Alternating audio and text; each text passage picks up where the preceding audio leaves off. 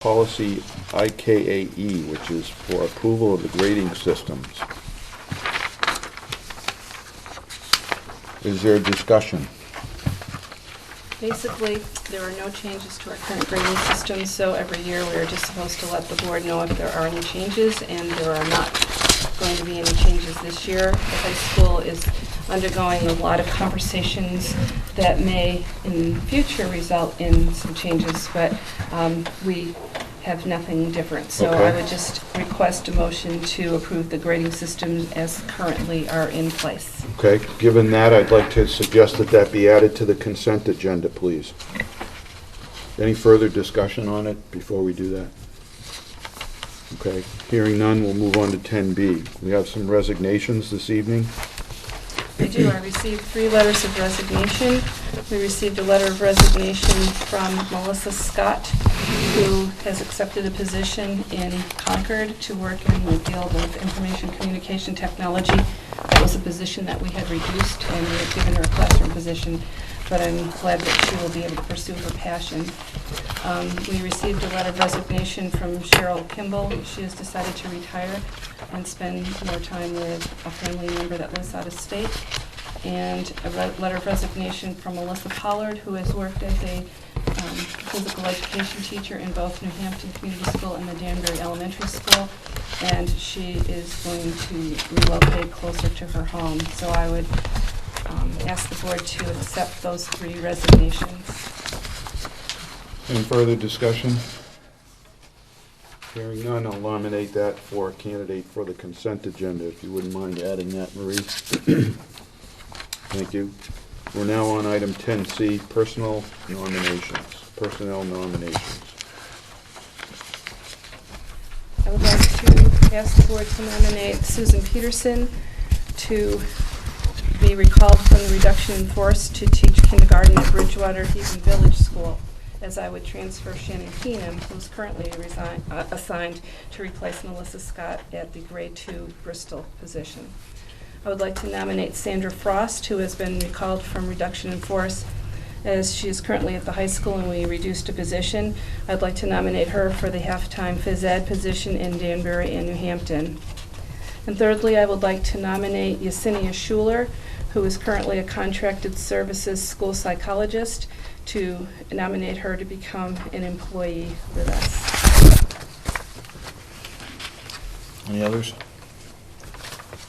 That's it, right? Okay. Any discussion? Don't forget that at any point in time after public comment, anything on the consent agenda can be removed and we can discuss it further at that point. I'm going to suggest that we add this as a consent agenda item for personnel nominations.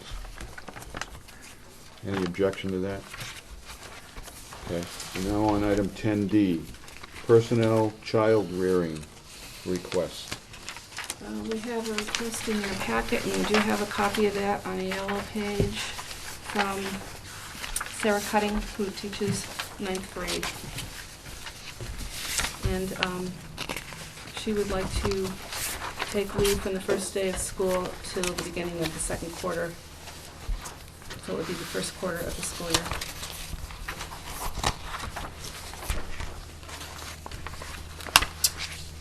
Any discussion? Is this paid or unpaid leave?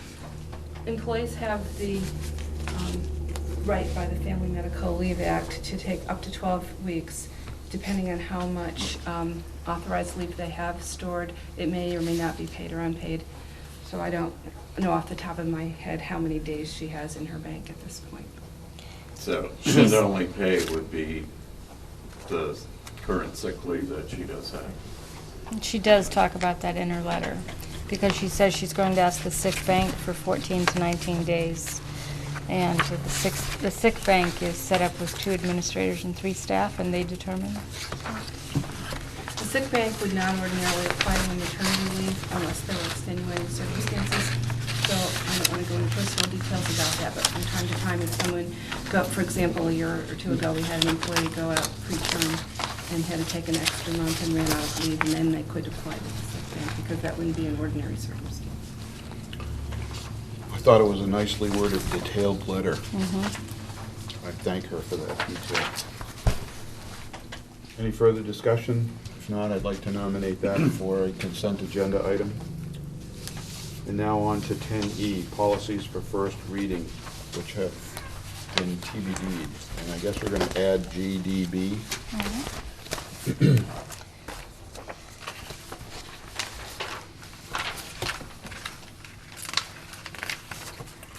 This is as proposed. Here you go, Kathy. Well,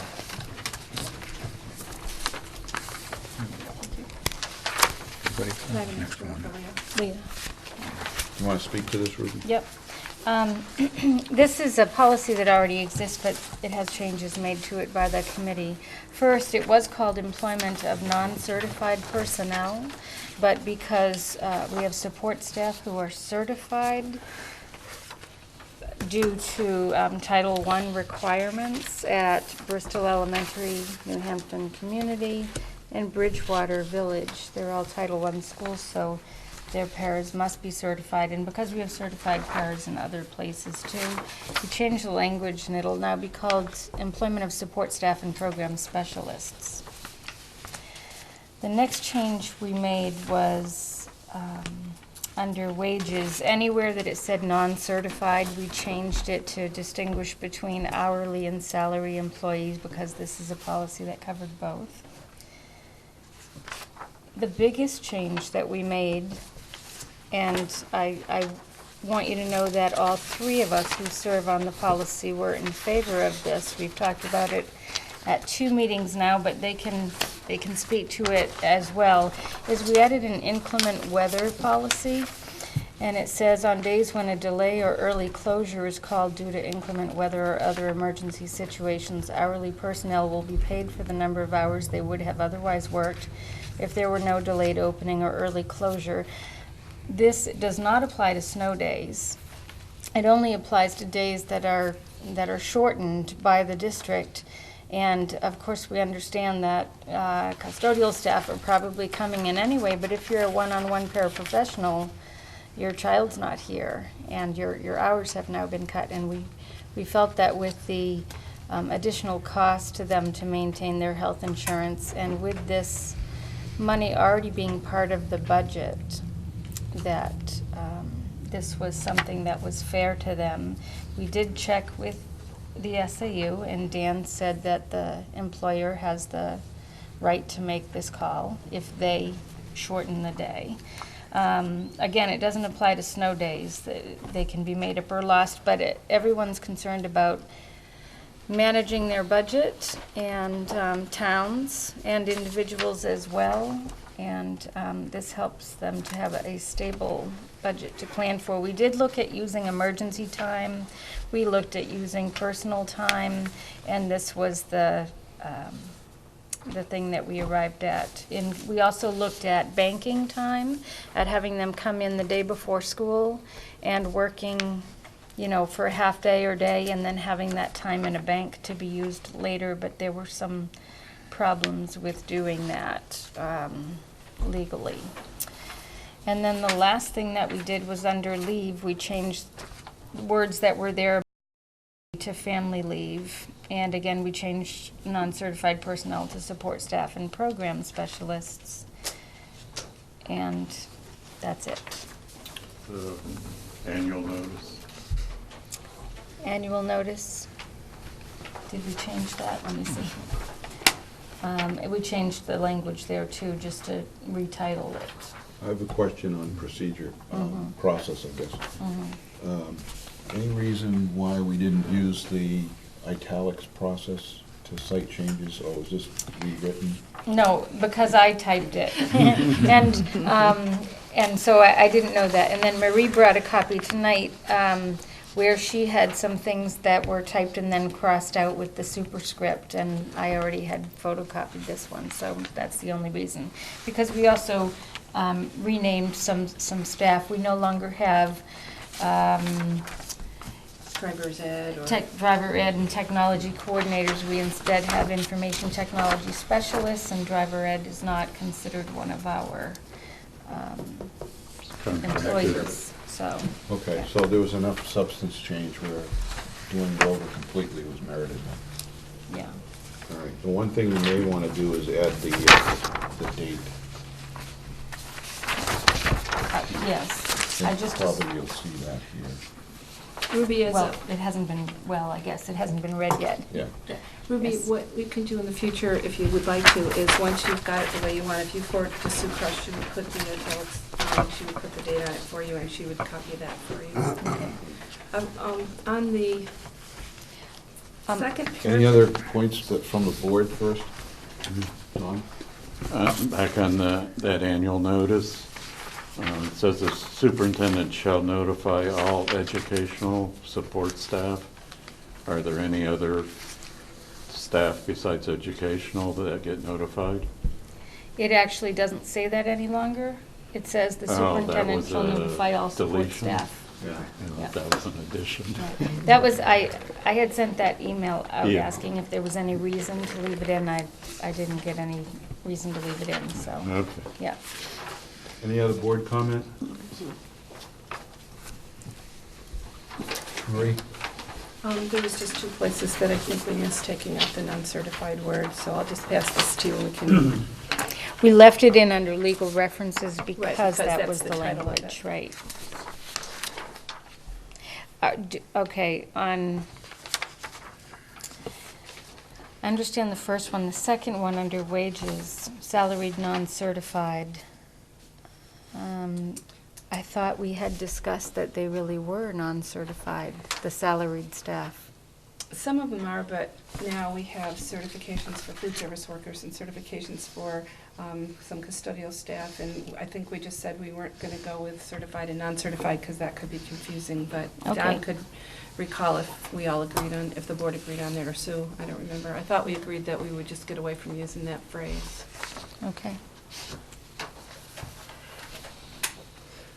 So it's as it stands? With those two Those two And we deletions. just request a Mhm. non-certified. Yeah. Deleted. So it will say support staff.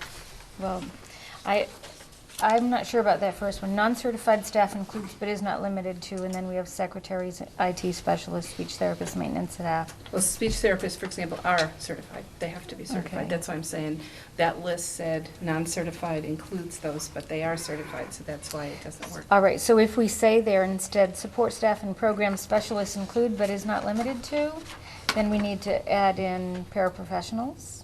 Mhm. Okay, so we actually have to add to the list now.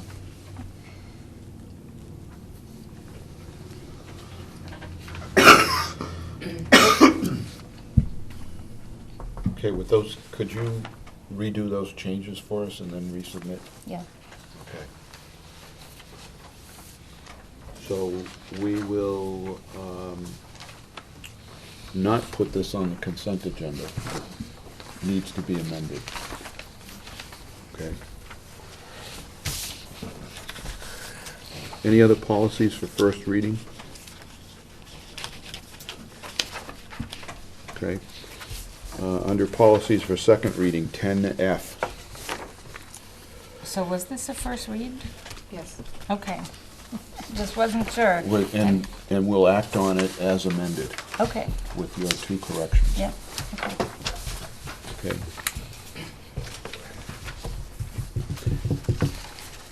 Actually, we could put that on, without objection, we could put that on the consent agenda as amended, the addition of, deletion of the two words, non-certified. So without objection, I will add that. So it's G, So 10E D. is, is it D or B? it's D. G, D, and V. Yeah. Like good boy. Good David boy, right. Okay, policies for second reading. You have these before you. Is there any further discussion for the second reading of these policies?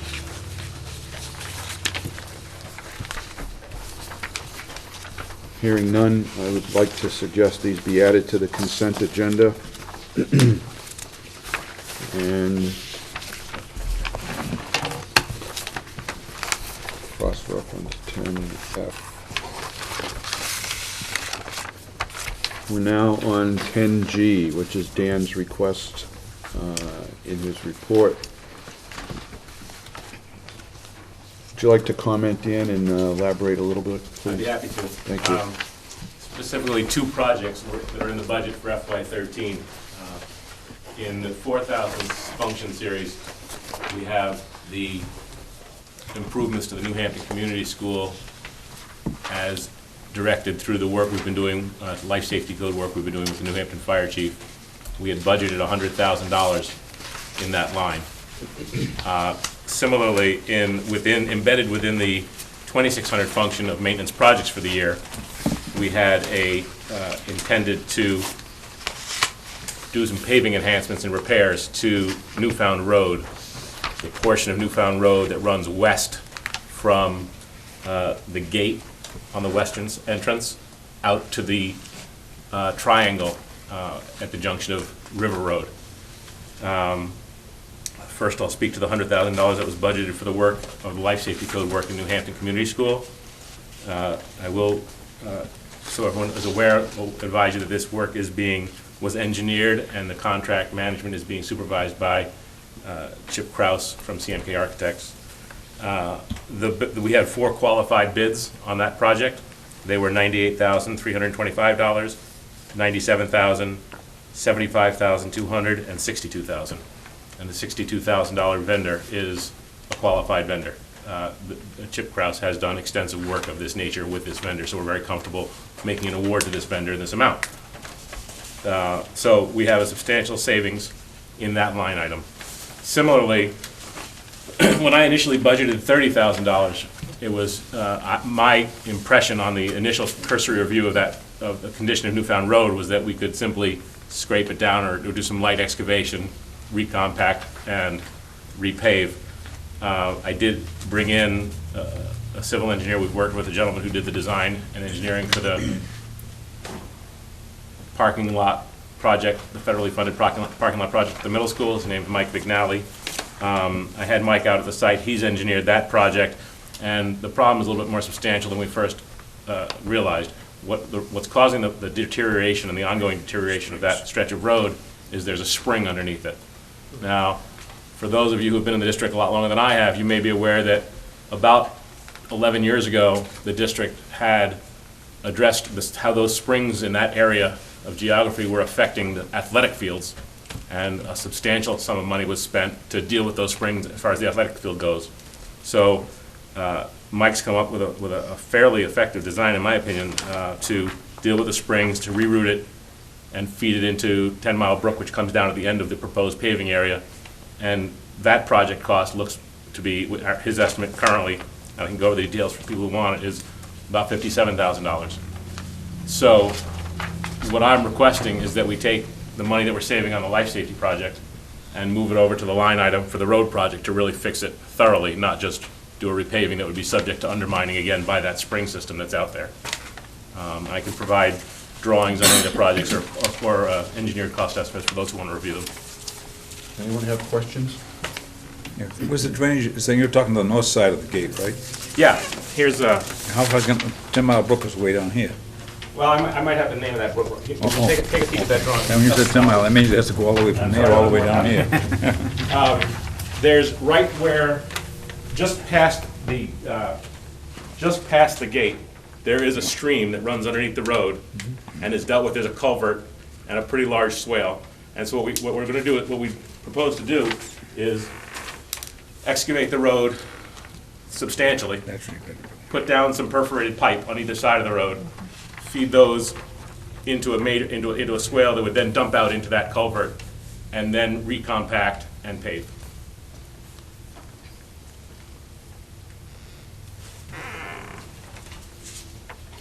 So that's what I'm recommending you authorize to do, is move the savings in one item, one maintenance item, or facilities-related item to another one. So, are there any other questions or details I'm not providing at the moment? I'd be happy to address that. Is there any piping directly where the spring is? No, Like like, from the middle of the road? there's nothing there now. There's nothing there at all. No, I know now, but in terms of the design. Well, we would run new perforated pipe on both sides of the road, all the way from the triangle Right. down to the end of the project, the area of the project. But isn't it, if the spring was directly underneath the road, wouldn't that have to be? I think he's got, Drain. I can't, I think From he's got a that couple of spring. cross drains. cross drains Okay. as well. Yeah, he's got a 60, 50 feet cross drain. Yeah, See these? it's right in the area where the water's bubbling up. Let's get them. So, there's a little water inside, and we'll get you all that.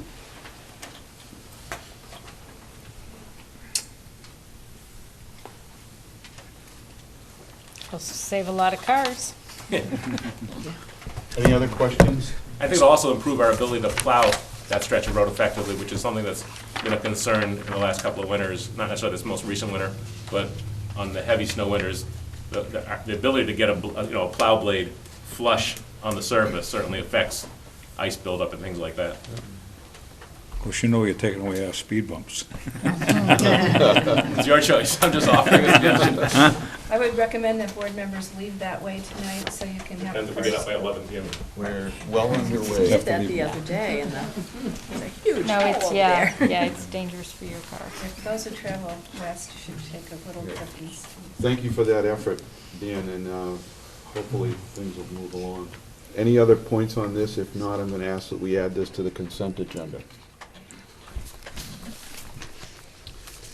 Okay, we're now under item 10H, and I would ask if there is a motion to move from the table the discussion on hiring TBDs. I move. Ruby moves to take from the table our table discussion on TBD hiring, seconded by Paul. Any discussion on the motion? Hearing none, all in favor say aye. Aye. Opposed, no.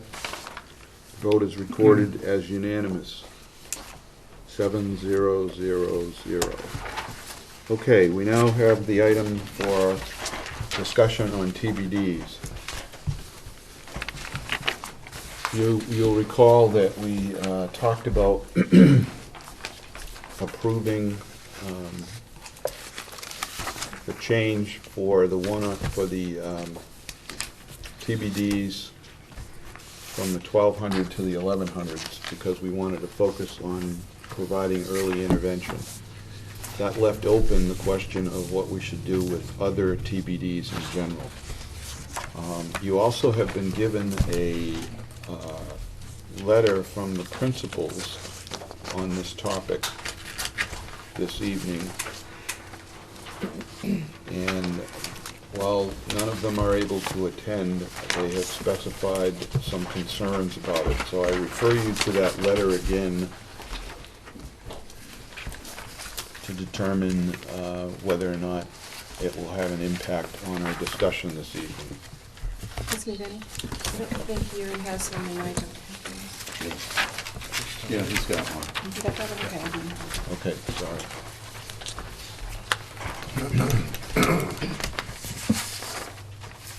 What's the feeling on the board? Let me ask a question. We're not worried or concerned about replacing teachers, correct? I don't know if I agree with that statement, but, They require a nomination anyway. yeah, again, I think what you're suggesting is that the teachers all come before us as nominated by the superintendent. Special ed that's assigned one-on-one.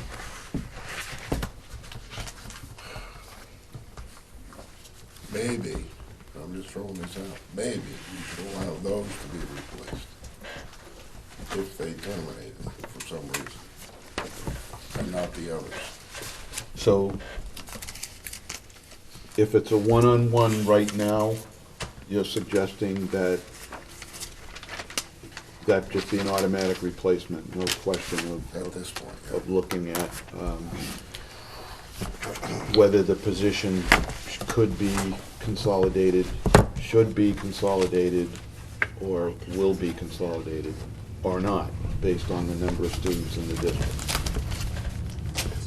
Is that what I'm hearing? Okay. Sue?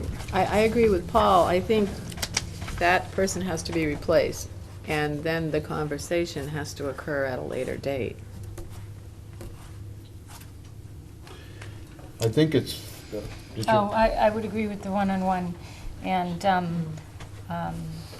I had made that suggestion, but only to one board member, because they tend to be assigned to people with physical or emotional disabilities, and those students regress if they have several changes, you know.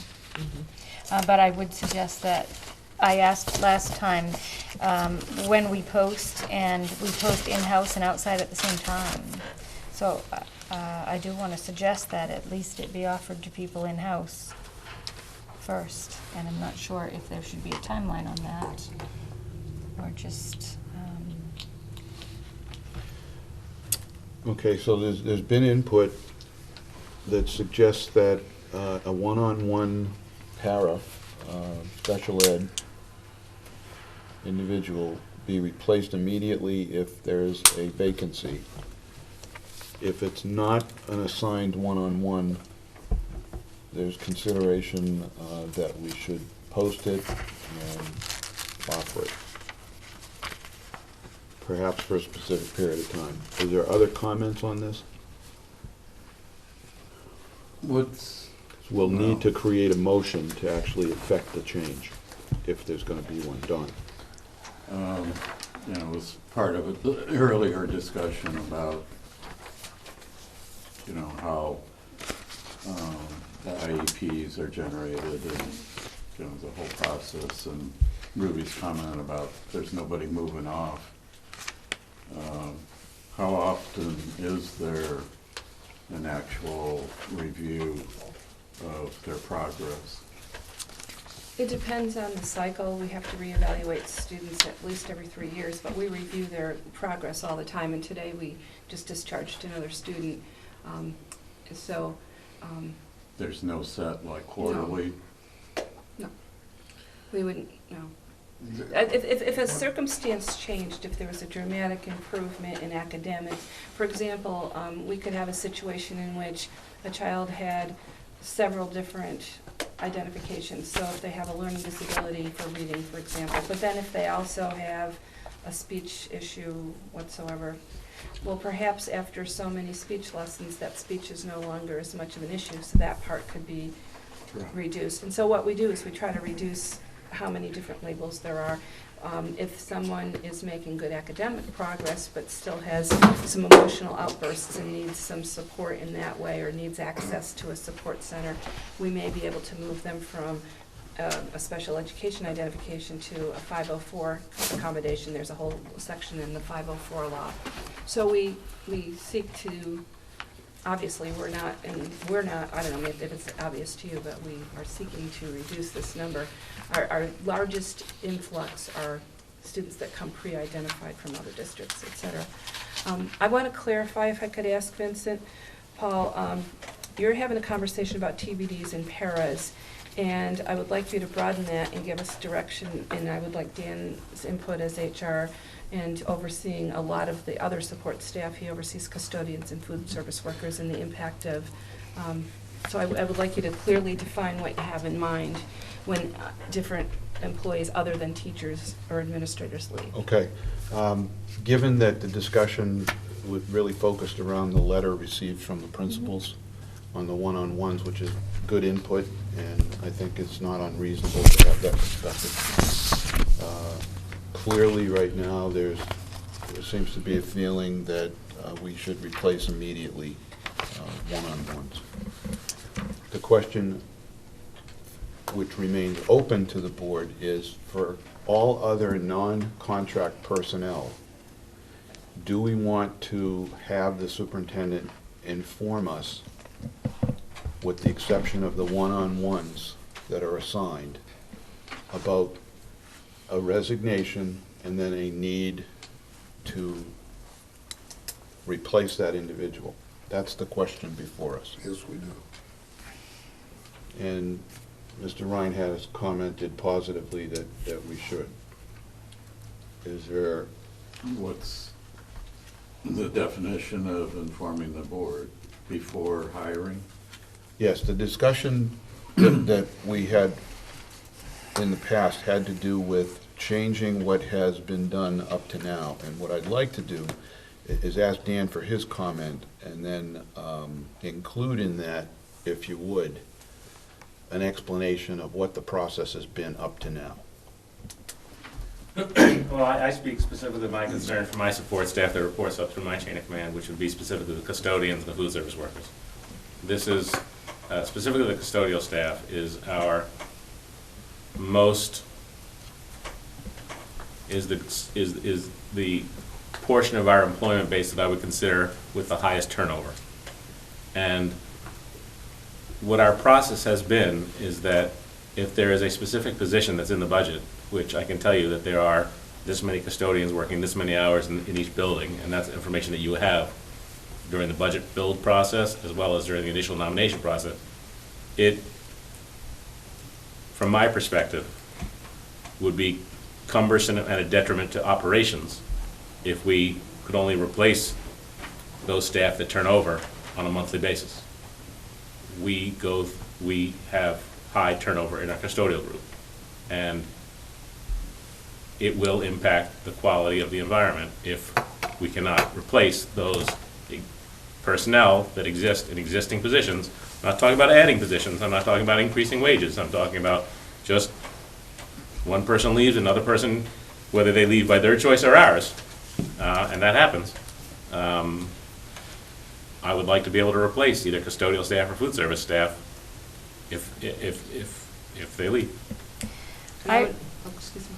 I would like to say that I think this discussion is generated out of a concern for a growing special education budget, not a growing concern about custodial or food service worker budgets, and that maybe we should narrow this conversation to just be about support staff that are educational support staff as opposed to support staff for the entire population.